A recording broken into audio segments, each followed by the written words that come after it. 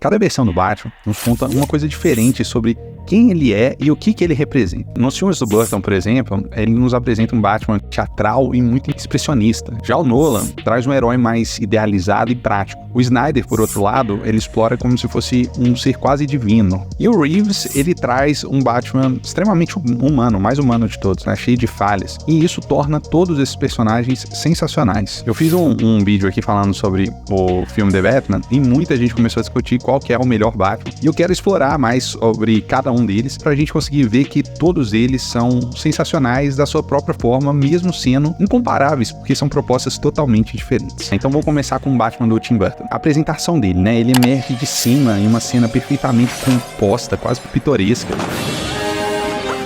onde ele ataca dois criminosos de forma divertida e teatral. E o Batman do Tim Burton é isso, é mais a performance acima de tudo, né? Tudo é exagerado, com cenário artificial, teatral, que torna difícil de a gente levar a sério. O Burton quer que a gente veja o Batman como um personagem que, apesar da escuridão, tem algo muito divertido e burlesco. É aquele mundo gótico, inspirado no impressionismo alemão, com linhas diagonais dramáticas e uma atmosfera quase de pesadelo. É uma interpretação muito estilizada e muito diferente das outras. Esse Batman é um reflexo direto do próprio Tim Burton. Ele sempre teve uma inclinação para esse clima mais bizarro, surreal. É algo que a gente vê muito nos outros filmes dele, no Edward Mãos de Tesouro, por exemplo. E esse Batman do Tim Burton combina perfeitamente com esse cenário sombrio, fantástico da Gotham City. Então a gente vê que, nesse filme, cada prédio, cada bico parece ter saído de um conto de fadas distorcido. O Batman dessa versão é uma criatura que se encaixa no absurdo dessa cidade. Ele faz parte dela, mais que alguém que tenta consertá-la. Ele tá fantasiado igual todo mundo. Agora vamos pro Batman do Nolan. Nolan tenta nos apresentar uma versão muito mais realista e sóbria do Batman. Ao invés de uma apresentação muito teatral, ele escolhe mostrar o Batman em fragmentos. Então naquela cena de apresentação a gente vê várias tomadas desfocadas, os closes do corpo.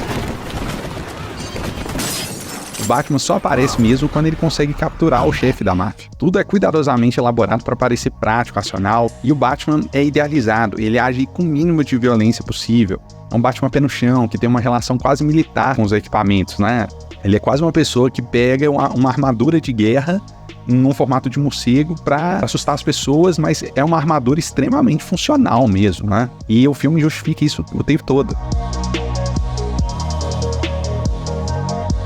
O Nolan quer que a gente acredite que esse Batman pode existir no nosso mundo. Essa abordagem não só moderniza o Batman, mas urbaniza de uma forma que faz com que o público se conecte com as lutas internas, os dilemas. Em Batman Begins, a gente vê a origem do Batman, um personagem como nunca antes, um homem assombrado realmente pela perda que encontra no meio de uma ferramenta. Ao longo da trilogia, a narrativa se preocupa em explicar cada detalhe, desde o funcionamento do traje, as razões filosóficas por trás das ações.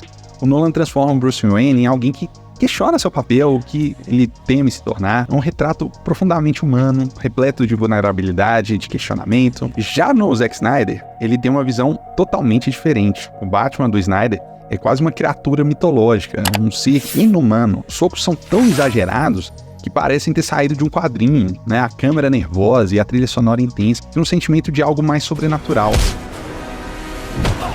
Ao contrário do Batman, do Nolan, o Snyder mostra um herói movido pela raiva mesmo, por uma força descomunal. Se você se lembrar da cena de apresentação dele, é como se tivesse uma cena de terror, ele emergindo das sombras mesmo, como uma besta sobrenatural.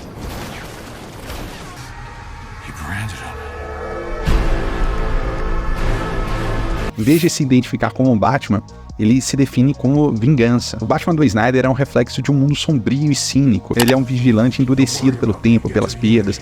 Alguém que viu o pior da humanidade e foi transformado por isso. No filme Batman vs Super-Homem, ele não hesita em quebrar as regras. A brutalidade dele é uma resposta ao caos que ele acredita precisar combater.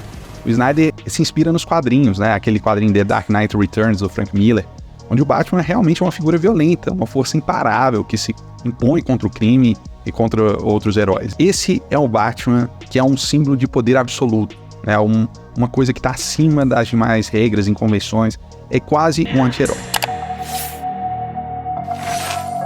E por fim a gente tem a versão do Matt Reeves, que traz o Batman para a realidade de uma forma diferente do Nolan. A principal diferença do Nolan pro Reeves é que o Reeves não idealiza o Batman. Pelo contrário, ele coloca ele em situações muito mais humanas e relacionáveis. Então é o Batman que a gente mais se identifica com ele. Ele é o mais humano, é o que mais a gente poderia achar que ele poderia de fato existir na realidade. O Batman do Reeves não tá nos telhados de Gotham. Ele é apresentado saindo da estação de metrô, andando por entre as pessoas. O traje dele é quase caseiro, né? A gente pode ver lá o couro, o tecido, imaginar como é que ele fez aquilo. Ele não tenta ser um símbolo idealizado, mas ele é o reflexo das falhas de Gotham, do lugar que ele vive. Ele é menos um mito e mais um homem mesmo tentando consertar a cidade quebrada, né? Essa Gotham quebrada. O Reeves nos mostra um Batman que está apenas começando, alguém que ainda não descobriu exatamente qual que é o seu papel. No filme The Batman, a gente vê o Bruce Wayne sem respostas fáceis, ele tá obcecado e muitas vezes perdido, e o relacionamento dele com Gotham é muito complexo.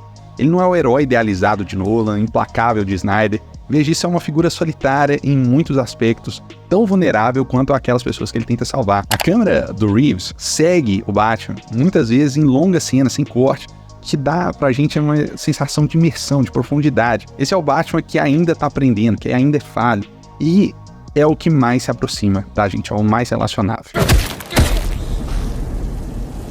I'm vengeance. This guy's crazy.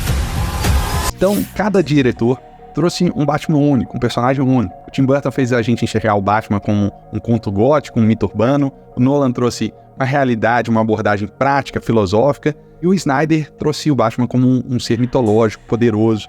E o Reeves trouxe um personagem profundamente humano, né, que a gente pode entender e até sentir pena dele. Essa multiplicidade de visões que a gente tem do Batman é o que faz com que ele seja um dos personagens mais interessantes de todos. É o meu personagem preferido, mas o que todos eles têm em comum é essa visão de se tornar um símbolo de esperança e, né, de superação, né, de superação de um trauma e como que você se fortalece através dos seus desafios pessoais. Valeu, gente. Se você gostou desse vídeo, curte, comenta o que vocês acharam.